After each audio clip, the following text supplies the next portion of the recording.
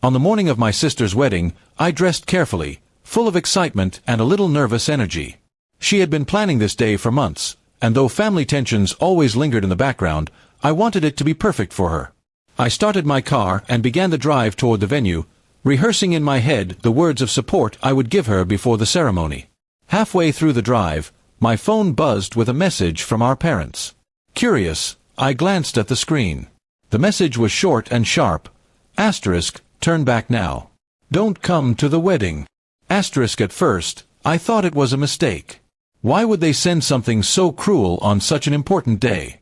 I pulled over, my heart racing. I read the message again, certain my eyes were deceiving me. But no, the words were still there. Confusion turned into dread. Had something happened to my sister? Was there an accident or a sudden emergency? I quickly called them, but the call went unanswered. After several attempts, I finally got through to my mother. Her tone was cold, distant. She said my presence wasn't welcome at the wedding, that it would be better for everyone if I stayed away. No explanation, no reason. Just dismissal, like I was some unwanted guest. My hands shook on the steering wheel. I felt betrayed. 4 years, I had sacrificed for my family. I helped my sister through school, supported my parents financially when they struggled, and even gave up personal dreams to keep our family together.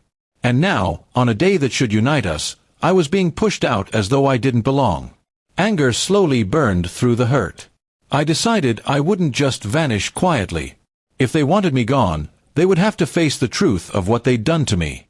I turned my car not toward home, but toward a place I knew would hit them harder, the lawyer's office where I had already prepared documents regarding the family business.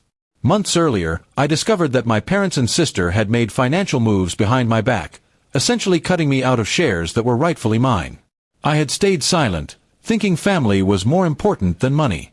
But being excluded from the wedding showed me exactly what they thought of me.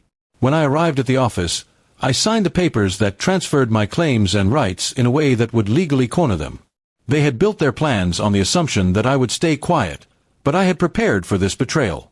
Now, their actions would cost them heavily. As the wedding ceremony unfolded without me, I sent a simple message to the group chat, asterisk, congratulations. By the way, you'll hear from the lawyers on Monday. Consider this my gift. Asterisk. I didn't need to shout or beg for recognition. My silence, followed by that single strike, was enough. I imagined the shock on their faces, the whispers that would follow during the reception.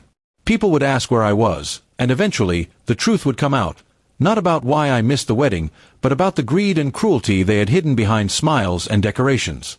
Sitting alone that evening, I thought about my sister. I still loved her, but love couldn't erase betrayal. She had chosen to cut me out of the most important day of her life, and with that choice, she had aligned herself with those who saw me as disposable.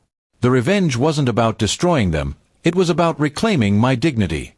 They had made me feel powerless, but in the end, I showed them that I wasn't someone they could silence or discard. My absence at the wedding would sting, but the consequences of their betrayal would sting far longer. As night fell, I finally let myself breathe. I realized that sometimes family is not the people you're born to, but the people who truly value you. I had wasted years trying to earn their approval, and that day freed me from the cycle. In the end, the wedding became a symbol, not of unity, but of division. And while they celebrated under lights and music, I walked away with peace, knowing I had taken back control of my life. Revenge hadn't been my plan, but their cruelty had left me no choice.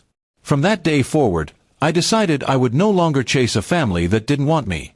Instead, I would build my own path, surrounded by people who saw my worth without needing me to prove it. That, more than anything, was the sweetest revenge.